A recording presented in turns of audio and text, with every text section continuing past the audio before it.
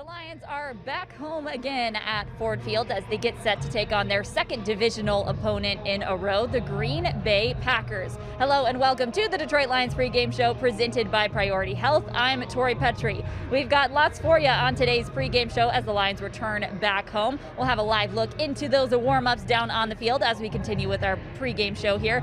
But before we get to that, let's bring in my co-host down at the Henry Ford Health System Update Desk, Anthony Bellino. Anthony, how's it going? Good to see the team back on their home turf today. Yes, and good afternoon to you, Tori. Typically, we're doing this, right around noon or whatnot, but with the game being pushed back to 4:25, a little bit later of a kickoff, all is well down here. Excited for today's NFC North matchup between these two teams, and Green Bay always a tough one, leading in the standings in the NFC North with an opportunity to clinch it for, I believe, the 7th time since the 2011 season. So Aaron Rodgers and company, they're a handful. We already saw them once so far this season. That one didn't go great, but hopefully a little vengeance game here for the Lions.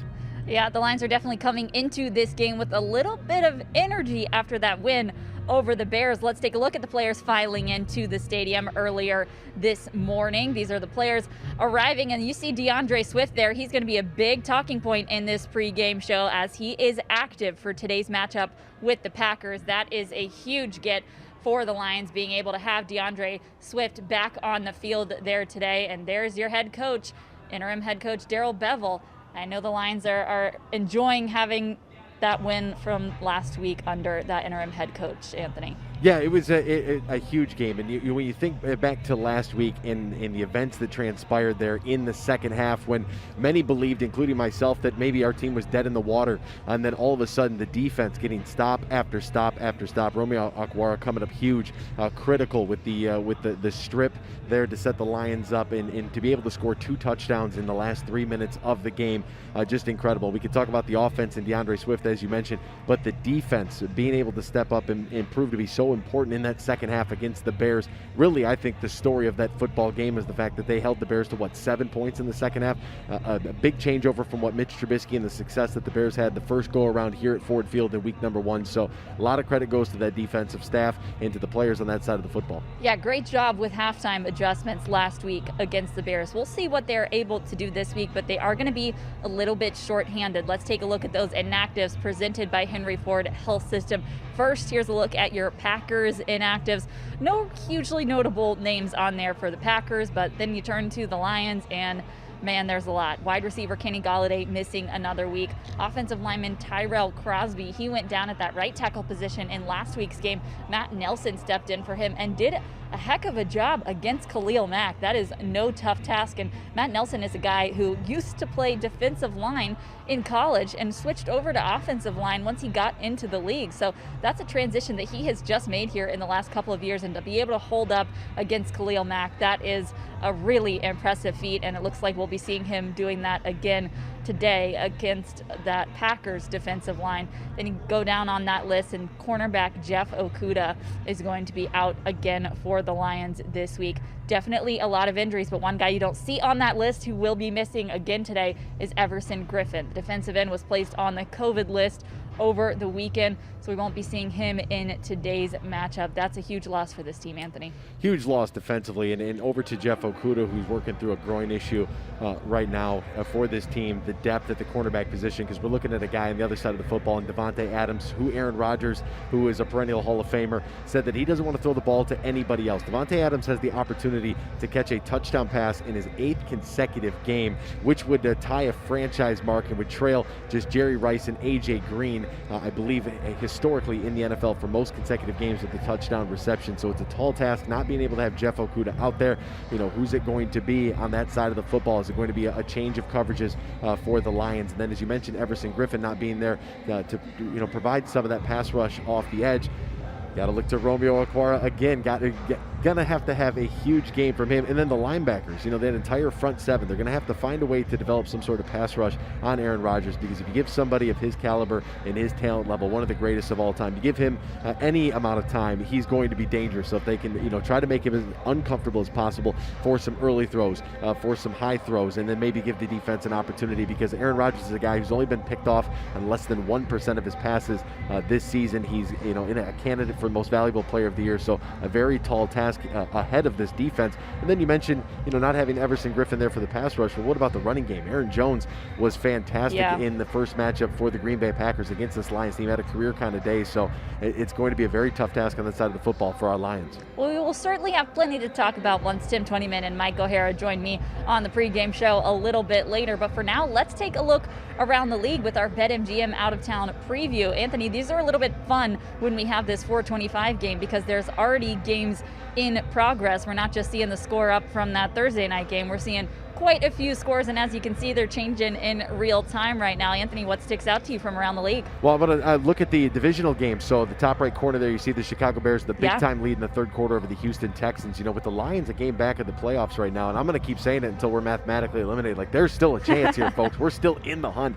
So we definitely want to be keeping our eyes on what's going on with the Bears. They're a big lead. You might want to kind of lean towards the fact they'll be able to close that game out. But then look towards that middle column near the bottom, or in the middle of it, I should say, with the Tampa Bay Buccaneers, a couple score lead right now over the Minnesota Vikings. That's one you want to be mindful of. And then just to the left of that, the Arizona Cardinals, the big lead over the New York Giants. Giants fighting for their lives in the NFC East. Whoever wins that division goes to the playoffs. The Cardinals looking for a wild card kind of spot there. So that's another team that the Lions want to be very mindful of because they own the tiebreaker against Arizona because of the win earlier on in this season. All right, lots of games to pay attention to as the Lions take the field at 4:25 p.m. Well, we got to take a little bit of a look back at last week because we had our fantasy picks segment. And Anthony, I got to say, nice job this week. It was time. Tori. I had to step up to the plate. I had to bring out the big guns. I had to go with, Patrick Mahomes. We tried to steer clear of some of the big names. You did not last week. You did not. Definitely not. Russell Wilson, Patrick Mahomes, Tyreek Hill, Davante Adams. We brought out the big guns for last week, but I needed it. I needed Davante Adams. I should write him a thank you card and drop it off to the locker room if they'd let me down there. Yeah, so let's see who won this week's Jess Trophy. The winner is Anthony. Your first time winner. Let's just face it. The trophy looks good on the right side of the screen. Let's just be honest about it. Look at that. Look at that little bit of gold over there. I love it. No, it's it's hard work. I got to got to thank my parents. Obviously for all the support, the organization for giving me an opportunity, and for you for not absolutely crushing me again this week. So thank you, Tori. Yeah, you know what? I gave you a little bit of a nice week there. Let you pick your big name targets, and you took that one away. So well done, Anthony. We still got our fantasy picks for this week a little bit later in the show, which will be a little bit fun because we obviously select those earlier in the week, but some of those guys are in process playing right now, so that'll be a little fun to take a look at. All right, guys, lots has changed for this season, but one thing that has not changed is the importance of honoring our heroes. Last week, we had a chance to sit down with our Kroger hometown hero, Joshua Parrish, and hear his story of service in our military. Take a look. This week, I'm sitting down with our Kroger hometown hero, Joshua Parrish. Joshua, thank you so much for joining us, and congratulations on being our Kroger hometown hero of the week. Well, thank you for having me. I appreciate it. It's an honor to be here and I guess tell my story. Absolutely. Well, let's start with that. Help us understand how you got started in the military. I joined the military in February of 2000, and unfortunately, the next year is when 9/11 happened. So we knew that we were going to be activated to go somewhere. We just didn't know, when. So I was activated to go to the initial invasion of Iraq, 03 to 04. Did my tour in Iraq, and then came home and got out of the military in 2008. And like most veterans, I thought that when I left the military that my benefits that I was entitled to would just be there waiting for me. But unfortunately, that wasn't the case. So I took my struggles and I applied them to our nonprofit called VetLife. And so what VetLife strives to do is to increase education and access to benefits for veterans, not just veterans, but their families as well. So essentially what VetLife does is it brings all of the resources together for veterans in one centralized location. We created this event called VetFest. So VetFest started in 2018 by my wife and two of our friends who co-founded VetLife. And we thought, okay, we'd get 200 or 300 veterans show up.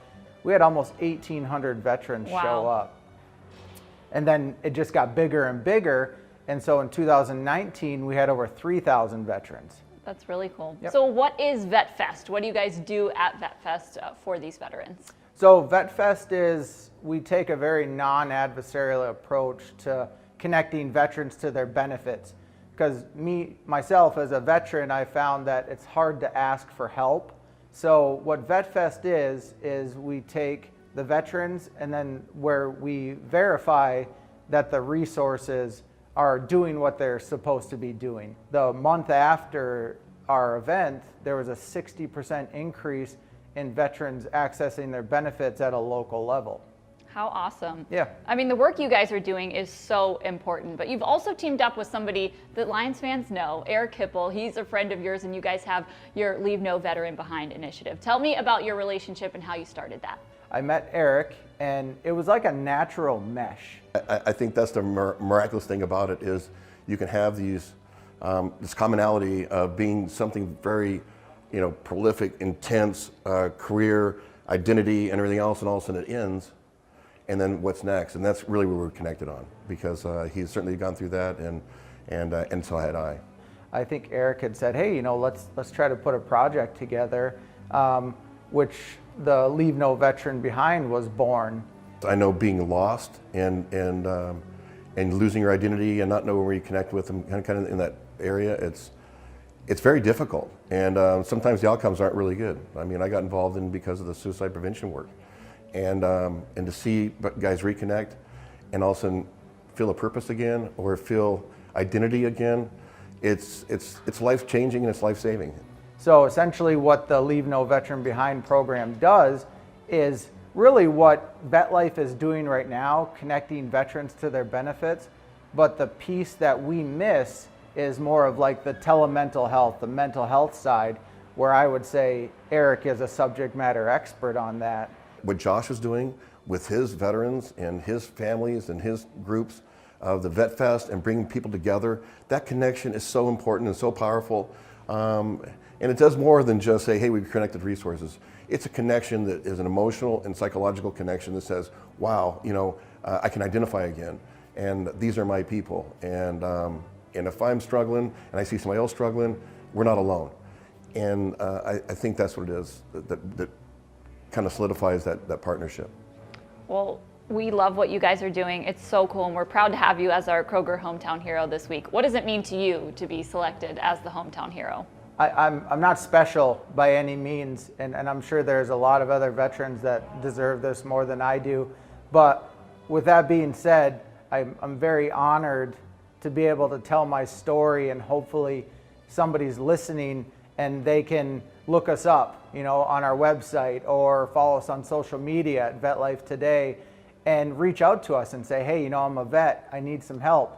And we're just more than happy to help any and every veteran that we can, ever come across.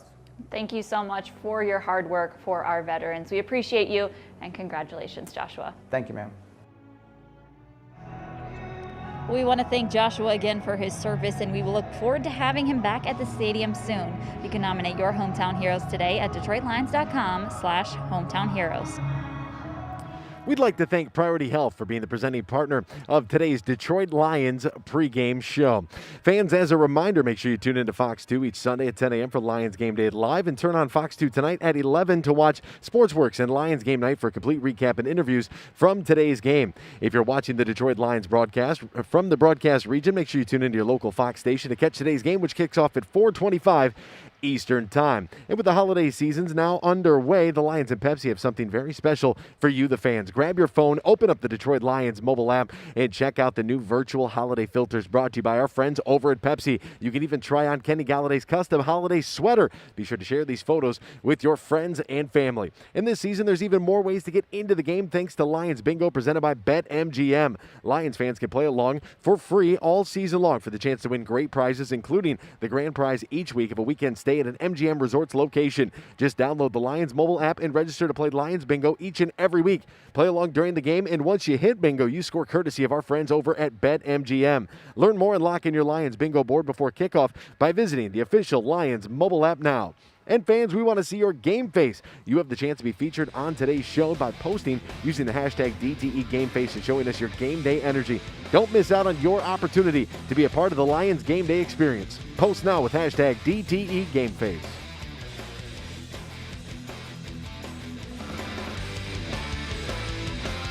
Our presenting sponsor for this week's game is Priority Health. So I get to sit down with Mike Jasperson, a senior VP at Priority Health. Mike, thank you guys so much for coming out. We appreciate what you guys do. Thank you so much for having me. Glad to be here. Well, first of all, help us understand why you guys chose to partner with the Detroit Lions. Well, the Lions organization and players are so committed to the local community here in Detroit and Greater Michigan, and we're so pleased to be aligned with an organization that is committed to community service as we are.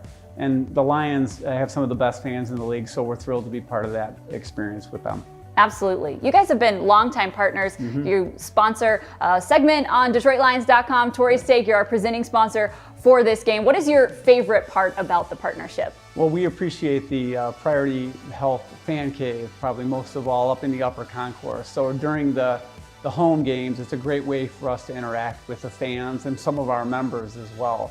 So unfortunately with COVID this year, obviously no fans in the stadium, so that shut down the Priority Health Fan Cave, but we're thrilled to have other opportunities to partner with the Lions organization.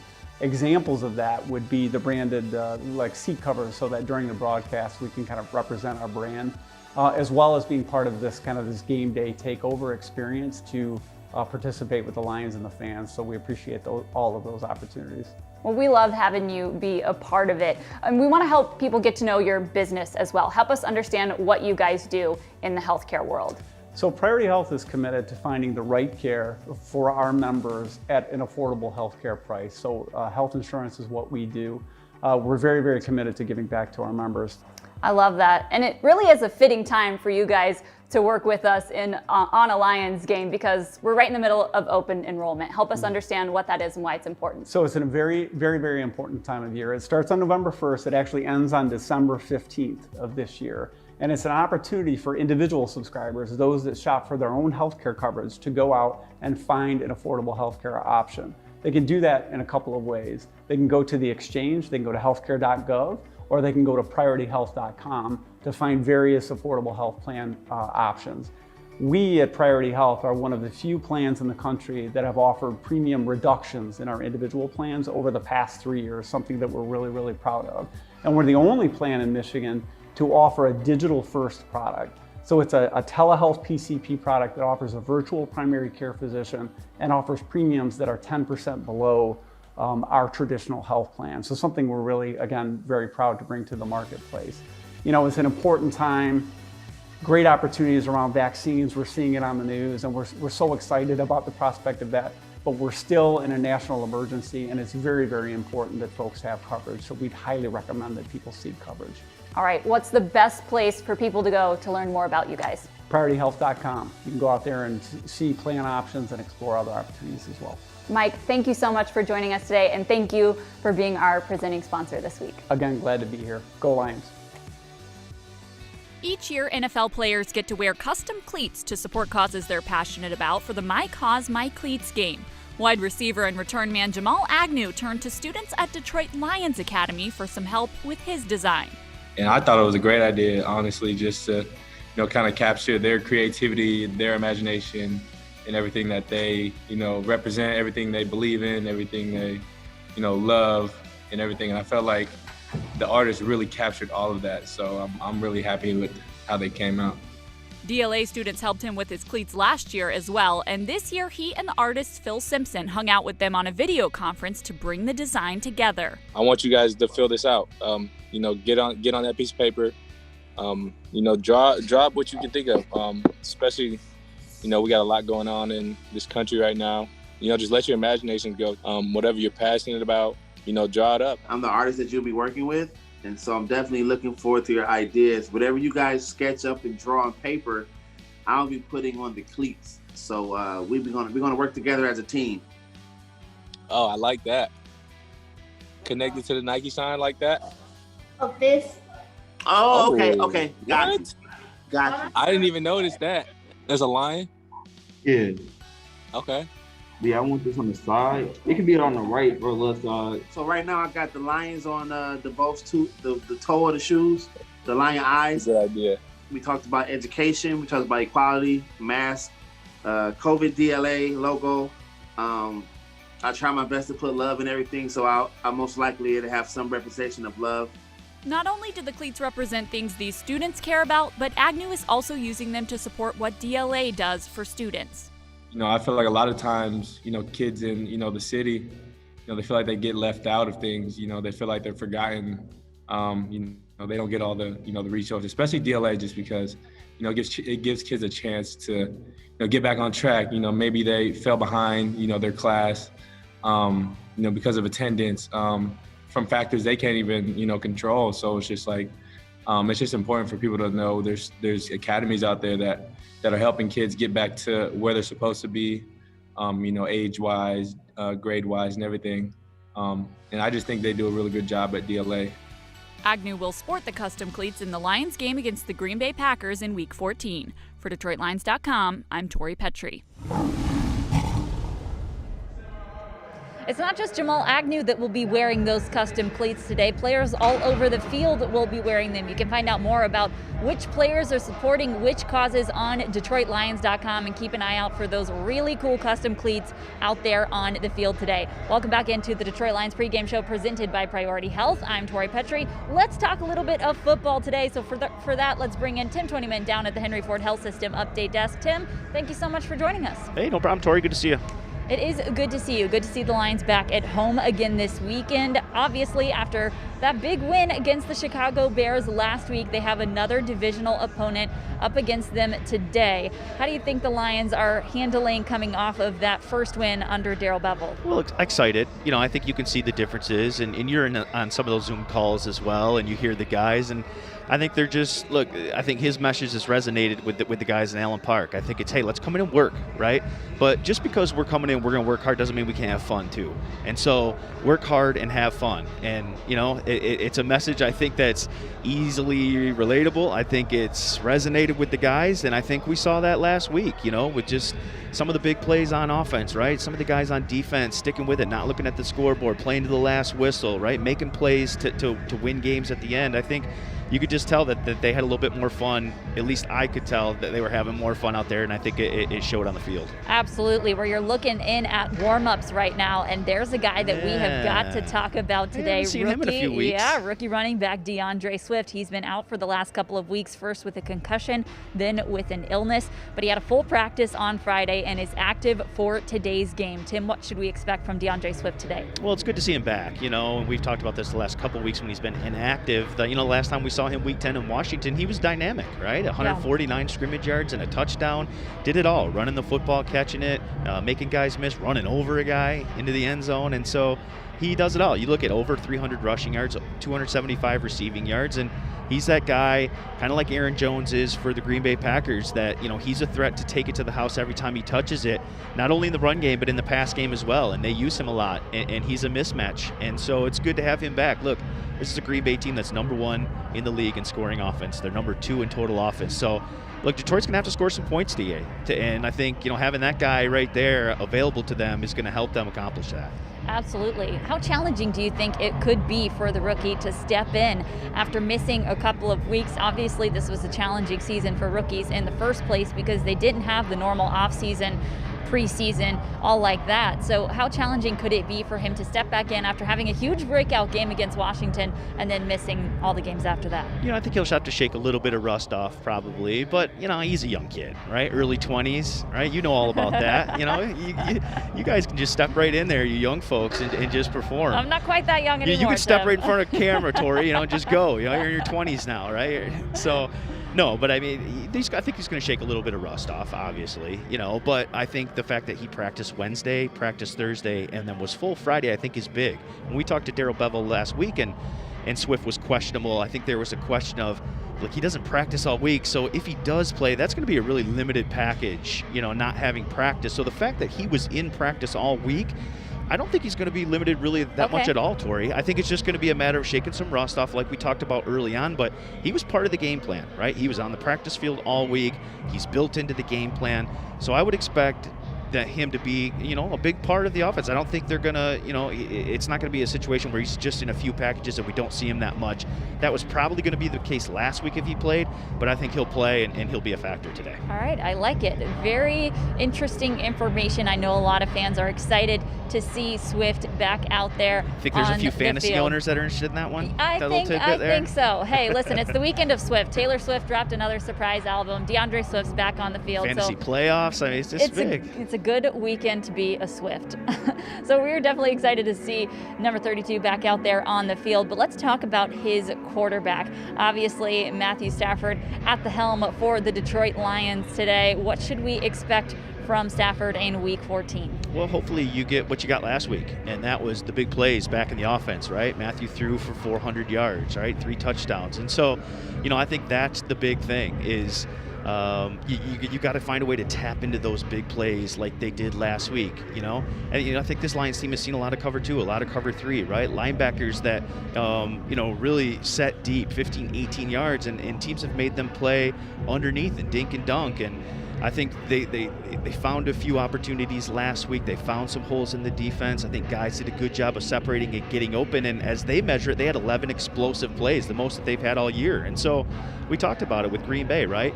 Number 1 scoring offense, number 2 overall. So, I think with Matthew, he's got to find a way to get some of those big plays again. And then, I think hold on to the football. You'd like to drive it, get those big plays when you can, look for them. But if not, try to play the keep away game against Aaron Rodgers in this offense, right? Help your defense out, drive the football. We've seen them be able to do that this year, put nice drives together. Swift being back is going to help them with that.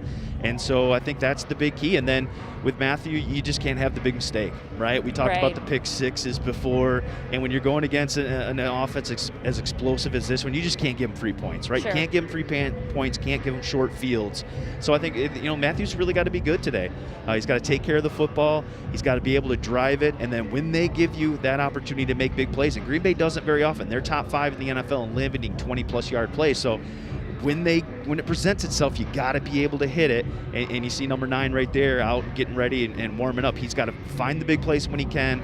Don't make the big mistakes. I think that's the key for number 9. A little wave from number 9 there as we get set to go here in Week 14 between the Lions and the Packers. Tim, you talk a lot about that game against the Bears and how we saw so much more passing from Matthew Stafford. Do you think that we will see a similar approach today, particularly considering the fact that they do have DeAndre Swift back? Do you think that changes things at all?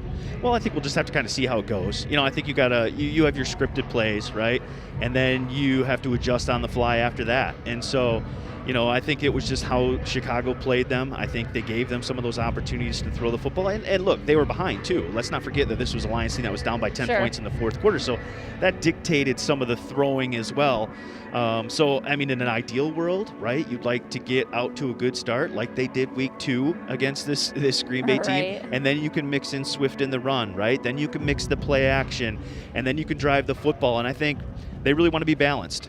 I think a perfect stat sheet for the Lions after this one, if we're talking about Lions in it and having a chance to win the football game, is that their runs and their passes, I think, are pretty similar. I think that means you were effective on the ground, right? You kept the ball away from Aaron Rodgers and that explosive offense, and then you still made plays in the passing game off the play action, and maybe you found a couple. So I think if we're talking about a Lions win, I think we're going to see the rushing statistics, the number of carries and the number of passes be pretty close. If one is skewed the other way, is specifically if the Lions are having to throw 40, 50 times a game, it's probably not the best, the best recipe for success against this team.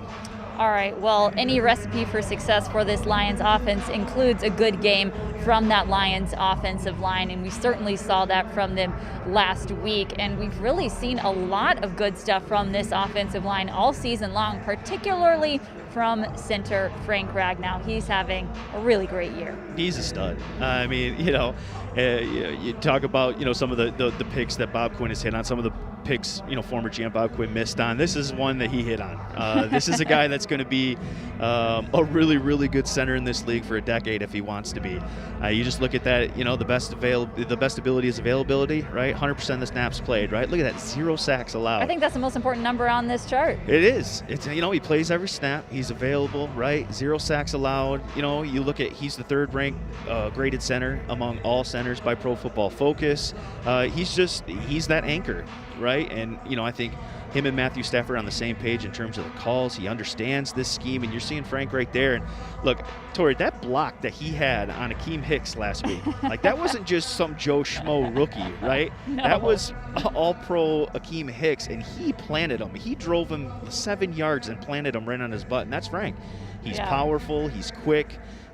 He's a really good player, and then he's a foundational piece. And then when you talk about Taylor Decker on the left side, he's played really, really well too. Probably his best season.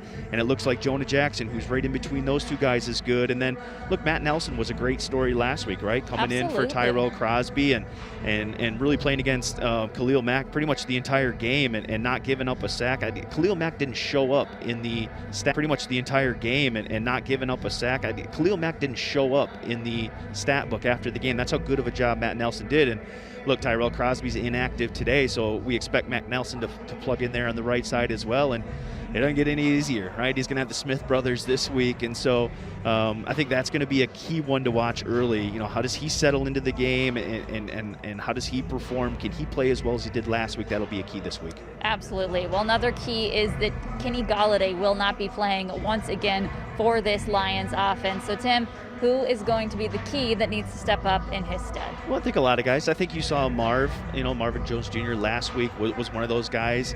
Had over 100 yards, had the key touchdown there late. And TJ Hawkinson, who we've talked about, who's been steady every week, right? He's a guy that I think is just steady, netty. But there's Marv, right? Another solid season for him.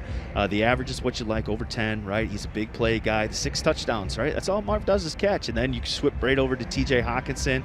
Boom, similar numbers, right? Those are your two guys. 52 receptions, 614 yards.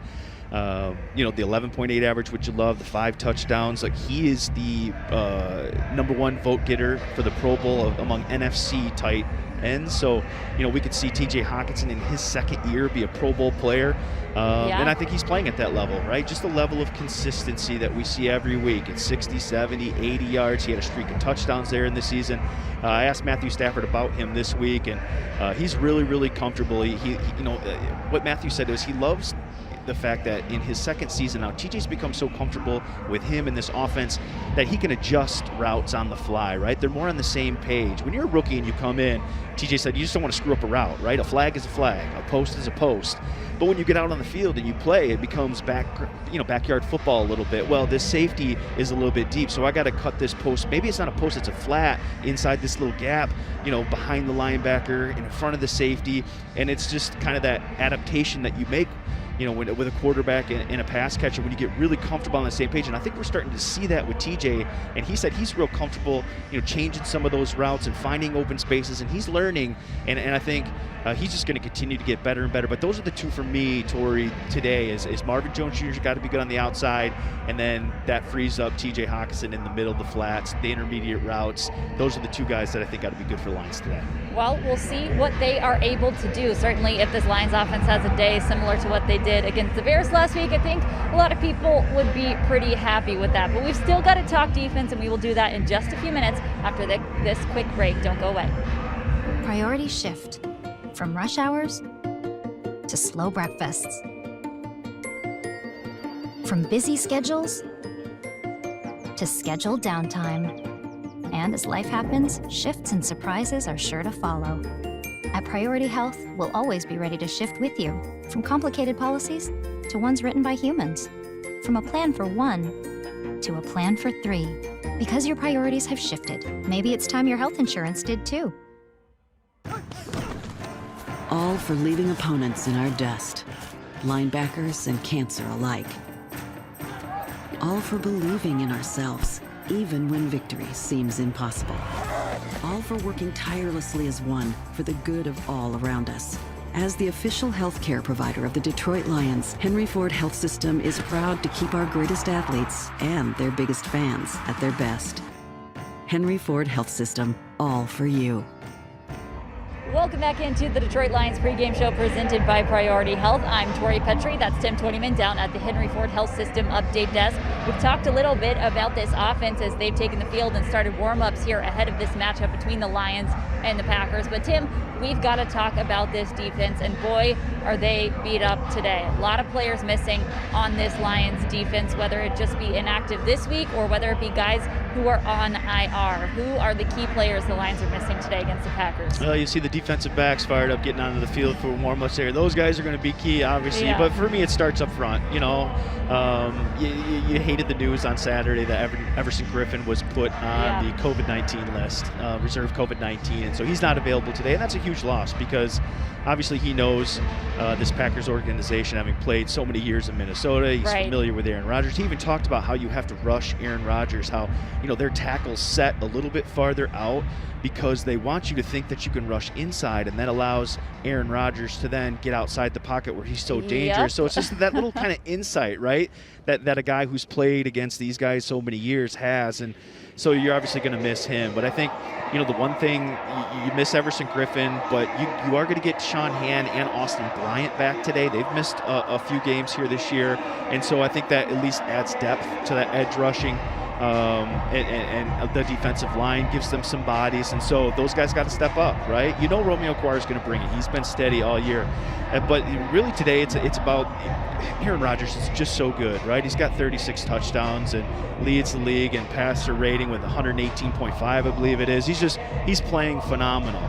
And so he's really good in the pocket, but I think where he's most dangerous, Tori, is when he gets out of the pocket. I think he's got such a comfort level with those wide receivers when they do those scramble drills, right? And those wide receivers know exactly what to do. And so many times you see big plays from this Packers offense. Once Aaron Rodgers gets out of the pocket, he's not a guy that's looking to get out of the pocket to run. He's looking to get out of the pocket to then, boom, you instantly start the scramble drills with your wide receivers. Those guys get vertical, and that's where they make huge plays. So I think it starts with those guys up front. They got to be really, really disciplined. They've got to be good about keeping Aaron Rodgers in the pocket, and we'll just kind of see where it goes from there. But you can't let him sit in the pocket also and just pat the ball 3 times and go through his reads and find it. So it's tough. I think the Lions are going to have to manufacture a little bit of pressure today, just because, like you mentioned off the top, they are a little short-handed, especially in the front 7. Yeah, and in the secondary as well, Jeff Okudah misses another game with the Lions. Desmond Trufant on IR, so that leaves the Lions pretty thin at that secondary position. Amani Oruwariye, thankfully for the Lions, has been playing very well so far this season. I think he's going to be key against those Packers receivers today, Tim. Yeah, I want to shift everyone down to that very bottom statistic right there on the graphic, 80.5, right? That's the opponent's passer rating when they throw on Amani, and then he's been really, really consistent. You'll take that from a second-year player all day, right? And so he's had 3 games this year where he's allowed more than 50 yards of receiving in his coverage. That's not a lot. He's been really, really good, right? He's been consistent. So, but now he's got Davante Adams, right? And that's a test. Now you look at Davante Adams; he's doing it better than anybody in the NFL right now. Davante Adams, Tori, is trying to go for his 8th straight game with at least 5 catches and a touchdown. Just imagine that. Wow. I mean, that level of consistency and production is crazy. And so it's going to be on that guy right there to try to slow him down a little bit, along with Justin Coleman, along with Darryl Roberts, and the rest of those guys. They got to be good. They got a tough task, certainly. Davante Adams is one of the best getting off the line of scrimmage. He's terrific in his release, and he's a handful. And so, look, he's going to get catches, right? He's going to make plays. But I think the biggest key for those guys on the outside, right, is tackle. All right, they can't miss a tackle. I thought that was the biggest difference last week between the first half and the second half was tackling. They were terrible tackling that first half last week. And then they were really good the second half, and I think that's why we saw them play so much better on defense the second half last week against Chicago, because they were in place. It's one thing to be in place to make a play. You got to tackle and make the play, right? Yeah. They did that in the second half, and that's why we saw them play so much better. Look, Davante Adams can take a 5-yard pass and go 80 yards if you miss a tackle on the outside. Same thing with Aaron Jones. Yeah, Aaron Jones, got to talk about him too. Yeah, because you saw the first play of the second half in week 2, right? Yep. The 2 safeties took a bad angle, missed a tackle, 75 yards gone. And so they've got to be really good on that side of the ball tackling today.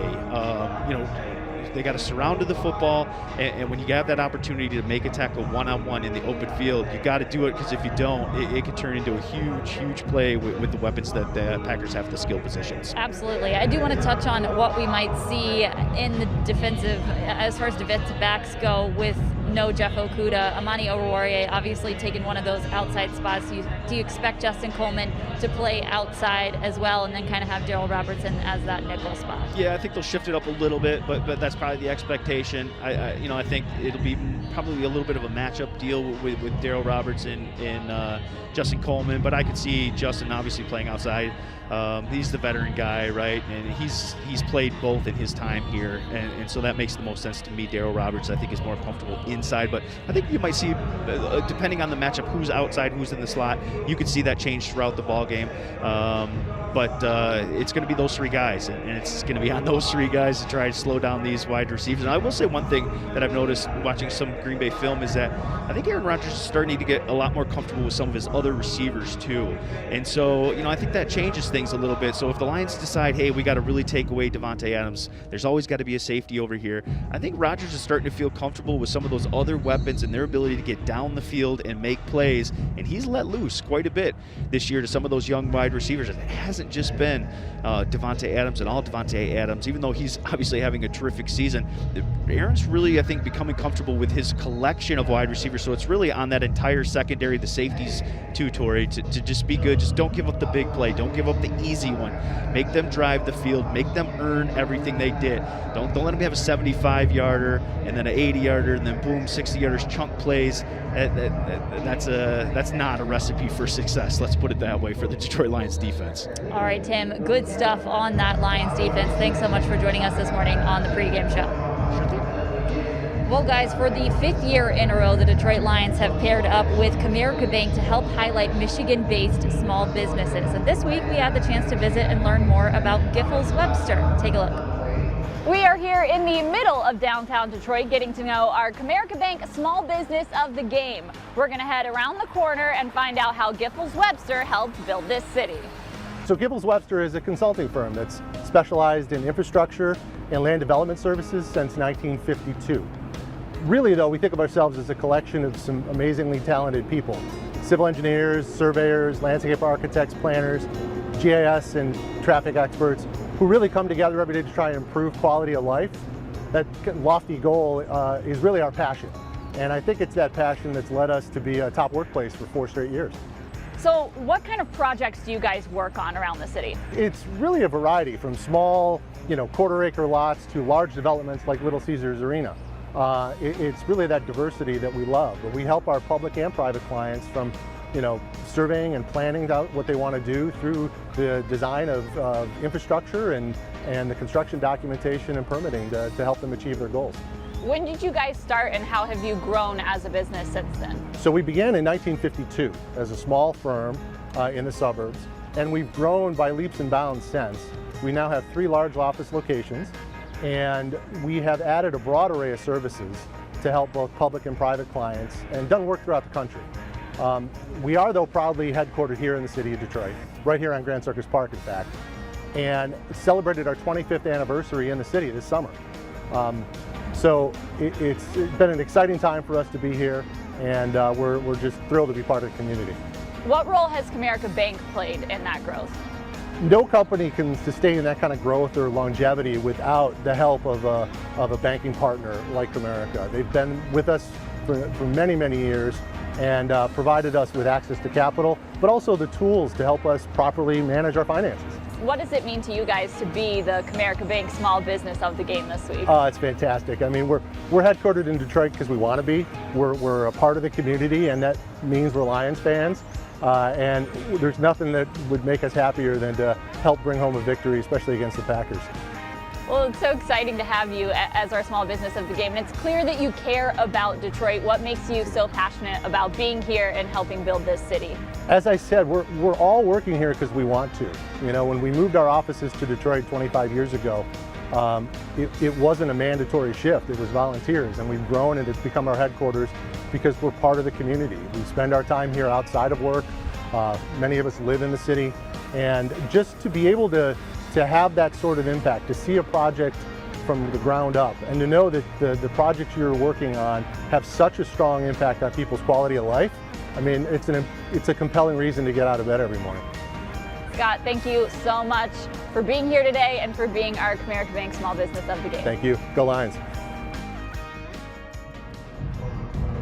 Thank you again to our friends at Comerica Bank for helping us honor Giffords Webster. To learn more about the small business program, head to DetroitLions.com. Welcome back into the Detroit Lions pregame show presented by Priority Health. I'm Tori, Petry, and down at the Henry Ford Health System update desk, we've got Mike O'Hara, who's going to chat a little bit with us about the opponent today. Mike, how's it going? It's going good, but before we get started, Tori, I did this a couple of weeks ago. I want to make sure, all the stuff I said about Everson Griffin and the pass rush on the podcast and on DetroitLions.com.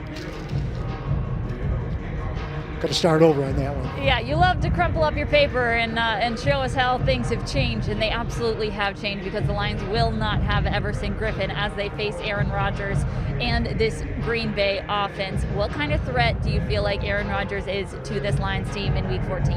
Well, I've been watching him since he was first started in 2008, so I can tell you it's a serious threat, and really there is no one answer for him. You've got to have your best game and maybe catch him on an off game. You've got to get turnovers and sacks, things that are uncharacteristic for him, especially this year. I mean, if you just look at the statistics, Tori, here's a guy who's got 36 touchdown passes and 4 interceptions. Now, when you break that down per game for the 12 games that the Packers have played with a 9-3 one-loss record, that's 3 touchdown passes a game, and it's 1 interception every 3 games. How do you counter that? And plus, he's only been sacked 13 times in 12 games. So the idea that you're going to rush him right out of the building, very unlikely. The fact that he's going to have an off game, not likely either. In fact, he did have an off game in Week 2 when they won 42-21. He only had 2 touchdown passes. Yeah. So that's his off game. Yeah, absolutely. Well, you know who didn't have an off game in that game in Week 2 was Aaron Jones. That guy rushed for over 250 rushing yards. What's it going to take for the Lions to stop that guy today?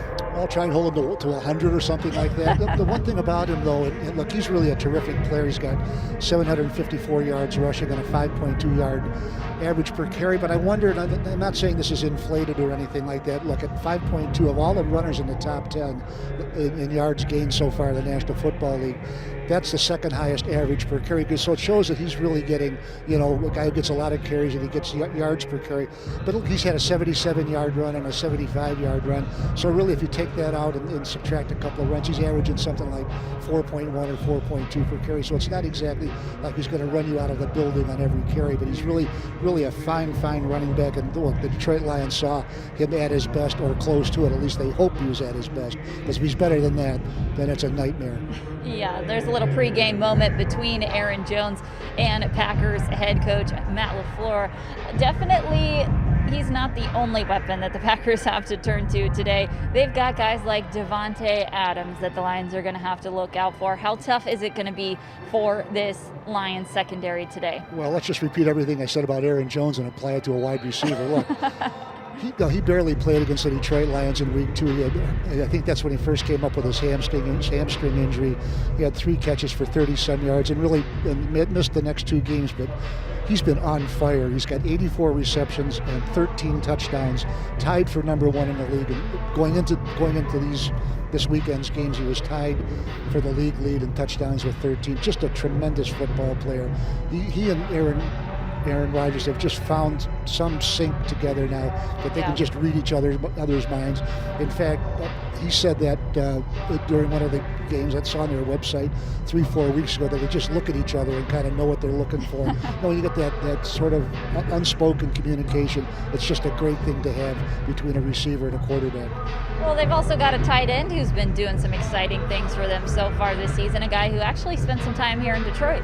Robert Tonyan, absolutely. And the amazing thing about him is he's got 8 touchdown catches out of only 41 receptions. And now he's tied, like I say, once again, going into this weekend's games, tied with Travis Kelce for the league lead among tight ends with touchdown receptions with 8 each, except Kelce had 82 catches, twice as many. So this guy, Tonyan, is getting production with limited opportunities. Now, 41, I wouldn't say is exactly limited, but to lead his position in touchdown catches with that many receptions is absolutely amazing to me.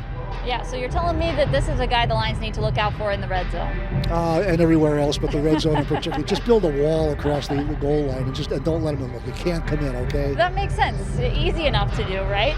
Well, easy for me to say, harder for them to do. Exactly. We got to talk about this Green Bay defense too, because they are no joke either. Obviously, this Green Bay offense has really gotten cruising, but this Green Bay defense has a couple of guys that every opponent has to look out for, and that's the Smith brothers. Oh yeah, Preston, who's not having the biggest season of his career right now, but Zadarius Smith is. I'm not saying it's the biggest because he's played well everywhere he's been, especially last year when the Smith brothers arrived in Green Bay as free agents. But look, he's got 10.5 sacks, and he can really hurt you. He can get to the quarterback in a flash like that. I don't think he's going to take over a game, but what he does, which is rush the quarterback, he does very, very well. But he's not the only one. Jair Alexander, the cornerback, yeah. Look, he's only got the one interception, but he's really developing. This kid is a former first-round draft pick into one of the top cover cornerbacks in the National Football League. And they've got a strong safety, Darnell Savage. First of all, I love the name, Savage, for a strong safety. Just fits. He should be a very strong safety, but he's got 3 interceptions, so they're getting production really at all levels on that team. It's really, from everything we've talked about now, offense and defense, it's really a well put together team. And it's no surprise that they're in first place in the NFC North with a 9-3 record. I mean, well, we've talked about individual players on this Packers team, and obviously they've got a lot of really great players, but just big picture, this Packers team is playing really well right now, and they've really been cruising. I feel like this is a much tougher matchup at this point in the season than it even was in week 2, the first time the Lions saw them. I would think so, and they were just, they started out 4-0 and looked like they were just going to run the table, but look, I don't know if there are any really truly powerhouses in the NFC this year, but certainly right now I think you'd have to put the Green Bay Packers right up there as the top team in the NFC and probably the favorite now to get to the Super Bowl and represent the NFC. Look, they got to the NFC Championship a year ago and got beaten by the 49ers. This year I think they're looking to take one more step. All right, well, we've chatted about this Green Bay team. Next up, we will chat about what it's going to take this Green Bay team down. We'll be back with our keys to the game just after this quick break. Priorities shift from rush hours to slow breakfasts, from busy schedules to scheduled downtime. And as life happens, shifts and surprises are sure to follow.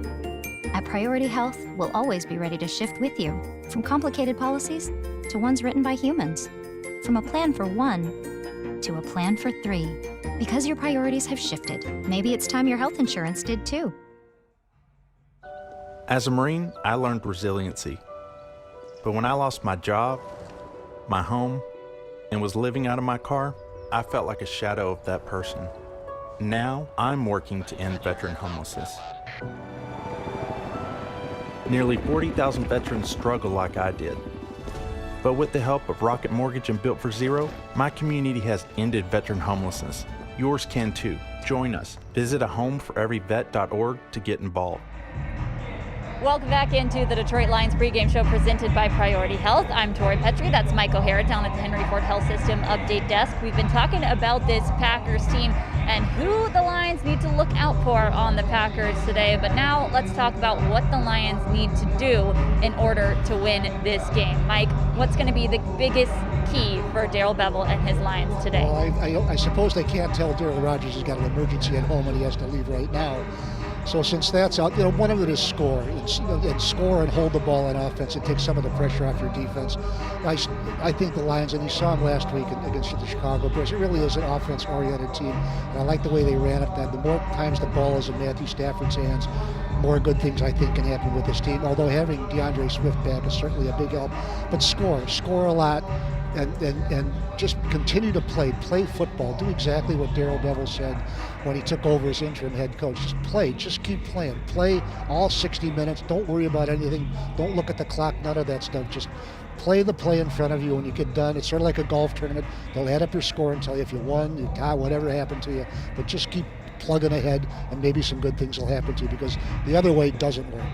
Absolutely. I mean, that was what worked for the Lions against the Chicago Bears last week was that they were able to play all 16 minutes, all 4 quarters, and they kept their energy up all the way until the very end. I would imagine that'd be a key again for them today. Yeah, and I think it's been a long time, Tori, and you might agree with me on this. It's been a long time since the Detroit Lions flipped the switch midway through the third quarter and completely changed the tenor and the texture of the game, and certainly the momentum. They took it to the Bears the rest of the way. Now look, this is a different animal we're talking about today.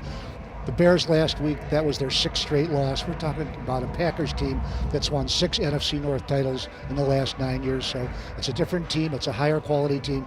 And if you look at the odds and all that, certainly they're favored to win, and they should be by a big margin. But you see, anything is possible in a National Football League. The Lions have to make some of that impossible stuff probable for their side. Certainly, and one last thing is, the Lions were able to get off to a hot start against the Green Bay Packers the last time they faced each other in week 2, but it was that they just kind of faltered there in the middle stretch of that game. So what do the Lions need to do in order to make sure that they don't have the same result as they did against this Packers team in week 2? Well, I'd say falter is understating. They went on a 31-point run, and look, we've seen that happen to the Lions before, where the other team gets on a run and they just can't get them off. Don't let that happen. Find a way. Easy for me to say. That's not exactly breaking down the X's and O's, saying find a way. But it's exactly what you have to do against a team like the Packers, who can really hurt you at every level on their offense, starting with the quarterback, the running back, the wide receiver, and the tight end. They really have answers for everything you try to do. So try to find something to put a spoke in their wheel and stop them and get them off the course. Well, Mike, thank you so much for sharing your keys to the game with us. We'll see if the Lions are able to follow your instructions in this Week 14 matchup. All right, guys, teachers deserve our thanks more than ever this year. So we partnered with Campbell's Chunky to honor Michigan teachers and thank them for their dedication to students. Last week, we had the chance to talk with our champion of the game, Harry Patton, and hear about his teaching experience. Take a look. This week, our Campbell's champion of the game, fueled by Campbell's Chunky, is Harry Patton. Mr. Patton, thank you so much for joining me. We appreciate you, and congratulations on being our champion of the game. Thank you so much. Glad to be here. Okay, well, first off, help us understand how you even got into teaching. As a student, I developed relationships and rapport with my teachers, and from there, it just sparked my interest. I remember being in elementary, and they had something called Future Teachers, where we were allowed to tutor and mentor other students. And ever since then, I had, developed a love for sharing and teaching. And now you're not only a teacher, but an administrator as well. So how long have you been teaching? How long have you been working as an administrator? I got into the field officially in '92. And so from that time, I started teaching, and then I was teaching music, and then I moved into counseling. Music was so related to counseling because of the rapport you develop with students and so many outside events. Well, I hear, speaking of music, that you are a saxophone player and you incorporate that in ceremonies with students. Tell me about that. I'm a professional musician. I'm a jazz and gospel jazz recording artist. So what I like to do is bring in my outside experiences, my professional experiences, and incorporate that into the learning. So, I just try to use every resource that I have, and it's a lot of fun. And performing in front of the students and using their music, because I can use that as a tool to grab their attention and letting them know that you have experiences and you share experiences just like they do. And it really tries to captivate them so that you have their ear. And once you have their ear and you have that rapport, then sky's the limit. What makes you passionate about working with the young people that you get to work with? The accomplishment, seeing a student grow. I like to see a student when they accomplish something to say, I couldn't do this at first, but thank you for being patient with me, and I feel confident now that I can do it. And sometimes students will say, thank you for being hard on me, showing me some tough love. Then they might say, I wasn't listening to you at first, but now I see the value of what you were trying to teach me. And that's rewarding to see how they have made that progress. That's what I enjoy. You are clearly making an impact in the lives of the students that you work with. Thank you so much for what you do, and congratulations once again on being our champion of the game. And thank you so much. We want to thank Harry again for his dedication to teaching and wish him and his students a successful rest of the 2020 academic year. You can nominate your champion of the game today at DetroitLions.com/champion. We'd like to take this time once again to thank Priority Health for being the presenting partner of today's Detroit Lions pregame show. Make sure you tune into the home of the Detroit Lions after the game, WJR AM 760. We get all the latest info on the game, plus hear from interim head coach Darrell Bevel, plus many of your favorite players as well. That's the Lions postgame show on WJR AM 760, the radio home of the Detroit Lions. And all morning, fans have been submitting photos showing their game face energy using the hashtag DTE Game Face. You can see fans from all over are ready and set to go for today's game against the Green Bay Packers. Thanks to all of our fans who are part of today's DTE Game Face. All right, it is time for our fantasy segment of the show where we take a look at who we picked in fantasy. Now, Anthony and I select these picks earlier in the week, but of course, since the Lions are in this 425 slot, some of these guys are already playing. So, Anthony, I want you to tell me who you selected at quarterback this week. I went with Ryan Tannehill, who's on fire today. He's 19-24 for 212 yards and 2 scores. Let's go, Tannehill. I thought all Tannehill did was hand it off to Derrick Henry. All right. I'm glad he's not doing that. All right. Well, I picked Deshaun Watson, which, not doing too hot as far as that goes today because Watson left this game with an injury. Not really sure if he's back in or not. Seeing some reports on Twitter that he might be back in that game, but obviously we're here wrapped up on this pregame show, so I can't watch that game with full attention. But he's at least in that top 10 there. But you're right above me there with your Ryan Tannehill pick, Anthony. One more touchdown for Tannehill. I'll be in real good shape. Okay, let's take a look at who we selected at wide receiver. Who's it going to be for you this week? Do we have to? I took Adam Thielen. He's not good. Did not go well today for me at receiver. Very sorry. Not really. But I picked DK Metcalf. We'll see how that one goes. He has not started his game yet, so we'll find out how that one turns out. Don't see your guy there in the top 10, but maybe my guy enters it later on when he plays. Yeah, Thielen, 3 catches, 39 yards today. Not ideal. All right, who are you taking at running back? Running backs, I went David Montgomery against the Houston Texans. All right. Well, my pick this week, I took a page out of your book. I went Derrick Henry. I felt like that was a good pick against, Jacksonville today. So I felt like that was a pretty good selection for me. Did you feel that way? 215 yards and 2 touchdowns? Are you kidding me? I mean, hey, you picked him last week. I thought, hey, it worked out for Anthony. I'm going to steal it this week. Well, congrats. I'm ready to hand you the trophy right now. We'll see. Still a little bit left to play. We will find out. Anthony, thank you so much for hanging out with me on the pregame show here today. We got to pick our Lion, though, so you tell me who you're selecting. I'm going to go with Quintez Cephas. Let's see if Quintez Cephas can have a big game. No Kenny Galladay today. Okay. Let's see if he's a little more active today against Green Bay. Okay, I'm going with the guy who is making his return to the Lions lineup, DeAndre Swift. He had a pretty good game in his last game out before his injury, so we'll see how he does in his return to the field today. Anthony, love hanging out with you on the pregame show. Love making these fantasy picks. We'll see who comes away with the Just Trophy next week. All right, thank you, Tori, and I'll see you in the postgame. All right, sounds good. Let's take it to our projected starting lineups presented by Ford. We're going offense today, so here's a look at your offensive line. Taylor Decker, Jonah Jackson, Frank Ragnow, Ode Abushi, and Matt Nelson. Now we've got your backs and receivers, starting with Mohamed Sanu, TJ Hawkinson, DeAndre Swift, Danny Amendola, and Marvin Jones Jr. Then, of course, on offense, you've always got number 9 right there at quarterback. Those are your projected starting lineups presented by Ford. Guys, we've still got a post-game show coming for you after the matchup between the Lions and the Packers today. We'll be right back here with our post-game show presented by Priority Health. We look forward to breaking this game down with you, so make sure you tune back in to the Lions social channels as we have that post-game show a little bit later on. But until then, tune in to Fox and your local station if you're in the Lions broadcast area for this game between the Lions and Packers at 4:25 p.m. We appreciate you guys tuning in to our pregame show. We hope you enjoy the game, and we'll see you afterwards.